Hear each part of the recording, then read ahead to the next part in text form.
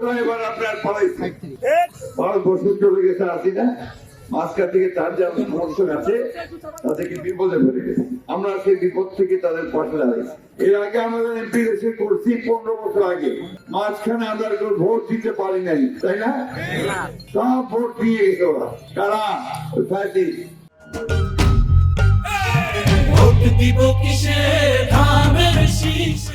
হাসিনার লোকেরা, তাই না? অথবা পুলিশ অ্যাডমিনিস্ট্রেশন। এবার একটা সঠিক ভোট হবে বলে আশা করতেছি আমরা। যা ভোট সে দিতে পারবে, যাকে খুশি তাকে দিতে পারবে, তাই না? আপনারা আশা করেন তো নাকি? ভোট দিবে যাবেন তো নাকি? এইবার ভোটটা আমরা একটু অন্যরকম হচ্ছে। অন্যান্য বার এই এলাকায় আমার গাড়ি দৌড়াদৌড়ি, নৌকা ধরেছিস, নৌকা ধরেছিস, তাই না? মনে আছে? এবার নৌকাটা নাই, নৌকা এবার আপনার পালাইছে। 5 বছর চলে গেছে, আসি না মাঝখান থেকে তার যা সমর্থক আছে তাদেরকে বিপদে ফেলে গেছে। আমরা সেই বিপদ থেকে তাদের পাশে দাঁড়াইছি।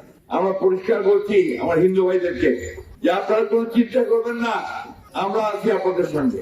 যারা অন্যায় করছে তাদের শুধু শাস্তি হবে, যারা অন্যায় করেনি সাধারণ মানুষ তাদেরকে আমরা আমাদের বুকের মধ্যে রেখে আসবো। মানুষগুলো তার মধ্যে একটু আশা খুঁজে পাচ্ছে, তার মধ্যে একটা নতুন একটা নেতা দেখতে পাচ্ছি, যে নেতাটা তাদেরকে ভালো কিছু দেওয়ার কথা বলতেছে।